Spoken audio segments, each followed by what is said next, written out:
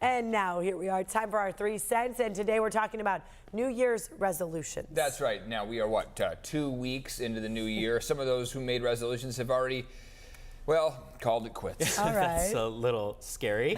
According to research conducted by Fisher College, last year 23% of people surveyed gave up within the first week. And at the end of the year, only 9% actually completed those resolutions. And Forbes has this breakdown of the most popular resolutions, which include improving fitness, getting your finances in order, and improving mental health. So what do you think of these resolutions here?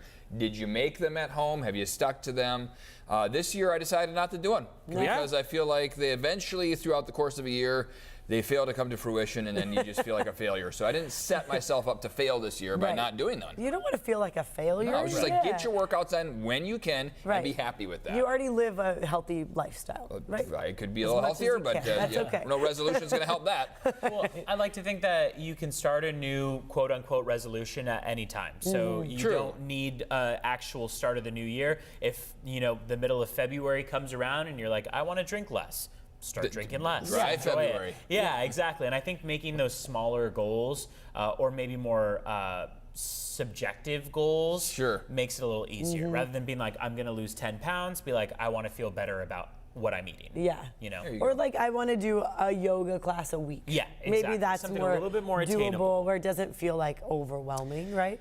Yeah. I was supposed to start a new workout plan, but I'm not starting yet. I don't have time. That's okay. So I'm waiting till I have time. There we go. That's why I think, honestly, I heard of some people starting monthly resolutions, meaning like at the start of February, I'm going to start doing this. At the start of March, things that are a little bit more attainable, maybe.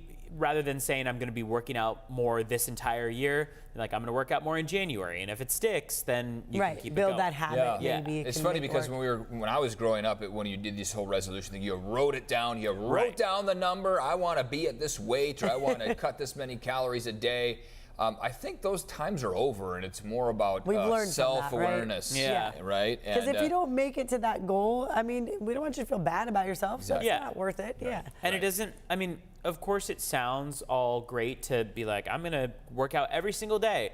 And then the minute you fall off, you're like, all right, well, I guess that one's over, and I'm never going to work out again. Yeah, exactly, right? What I will say about resolutions, getting someone in on your resolution to track your progress, accountability partners. Like the yoga thing. Okay, I'll meet you there. We'll go there twice a month. Exactly. That always seems to be help. Having a partner in crime there. Yeah, I have a friend that's running a half marathon, and so she'll text me and say, hey, do you want to come on this run with me? And I'm like, okay, I wasn't going to, but fine. I guess I can go on this run. It's okay. Yeah.